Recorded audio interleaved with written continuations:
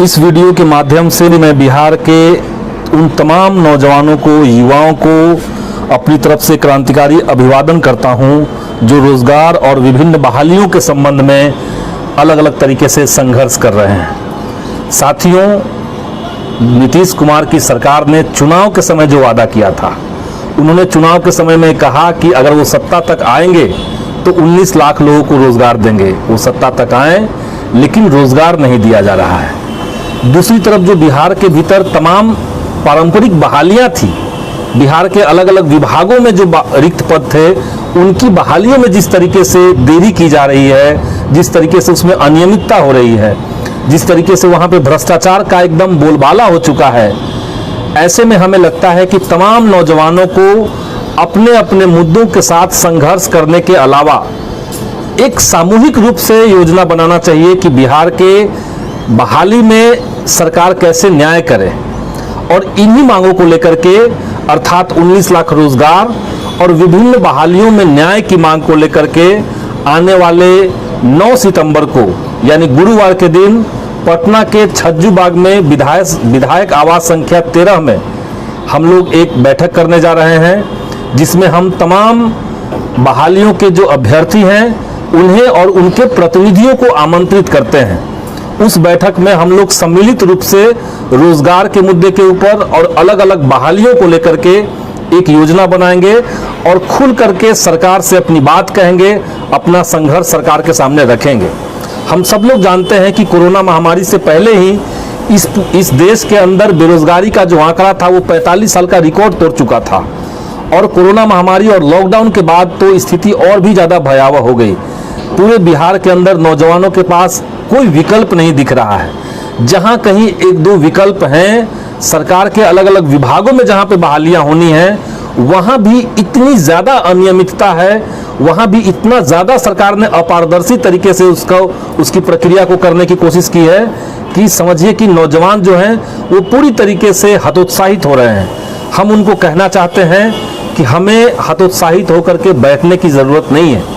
हमें एकजुट होकर के संघर्ष करना पड़ेगा और इस सरकार से अपनी मांग कहनी होगी। हम अलग अलग बहालियों के लोग भले ही हों, तो हमारी जो बहालियां हैं उस बहाली की एक मांग हो सकती है, लेकिन पूरे बहाली को जोड़ करके पूरे बिहार में रोजगार के मामले को लेकर के एक हम लोग का साझा योजना बन सकता है। मसलन हम लोग सरकार से ये मांग कर सकते हैं कि आप हर बहाली में ये नियम बना दीजिए कि विज्ञप्ति के साथ ही उस बहाली को पूरा करने का समय आपको घोषित करना पड़ेगा और उस निश्चित समय सीमा के अंदर आपको उस बहाली को पूरा करना होगा। उसी तरीके से हमें लगता है कि जो नए जो आंकड़े आए हैं बिहार के अंदर, जो दिखा रहा है कि पूरे लॉकडाउन के दौरान कितनी बड़ी संख्या में लोगों के पीएफ अकाउंट बंद हुए, लोगों का जो पेमेंट मिलने वाला जो नौकरियां हैं वो कितनी संख्या में लोगों की वो नौकरी खत्म हो गई और छोटे मोटे रोजगार उद्योग धंधे तो चौपट हो ही गए। ऐसे में हमें लगता है कि जहाँ पे तमाम सारे खाली पद पड़े हुए हैं, बेरोजगारी का जो स्थिति है वो दिन पर दिन भयावह होता जा रहा है, ऐसे में सरकार के सामने हम लोग को ये मांग रखना चाहिए कि आने वाले दिनों में बिहार सरकार को बेरोजगारी को लेकर के और रोजगार कैसे छात्रों को दें, कैसे युवाओं को रोजगार दें, उसके लिए क्या क्या अवसर हो सकता है, इसके लिए एक अतिरिक्त विधानसभा का सत्र बुलाया जाए, ये भी हम लोग मांग रख सकते हैं। उसमें अलग अलग बहालियों की बातें हो। पूरे बिहार के नौजवान अगर इस तरीके से यहाँ से वहाँ दौड़ते रहेंगे, अगर सड़क पर आंदोलन कर रहे हैं और पुलिस की लाठियाँ चल रही है, तो ये कब तक आखिर चलता रहेगा। इसीलिए हम मांग करेंगे कि हम चाहेंगे कि तमाम नौजवान जो हैं वो एकजुट होकर के एक प्लेटफॉर्म पे आएँ और एक साझी सहमति के साथ हम लोग एक मांग पत्र तैयार करें और उस मांग पत्र के साथ हम लोग सरकार के पास भी जाएंगे और अगर ज़रूरत पड़ेगी तो सड़क पर हम लोग उतरेंगे। तो इन्हीं बातों को लेकर के आगामी 9 तारीख को 9 सितंबर को हम लोग एक बैठक आयोजन करने जा रहे हैं। उस बैठक का जो आयोजक है वो बहाली न्याय संघर्ष समिति है। हम सब लोगों ने देखा है कि कोरोना महामारी से पहले इस तरह की बहालियों को लेकर के एक संयोजन समिति हम लोगों ने गठित की थी। हालांकि उसका कार्यक्रम नहीं हो पाया क्योंकि बीच में लॉकडाउन हो गया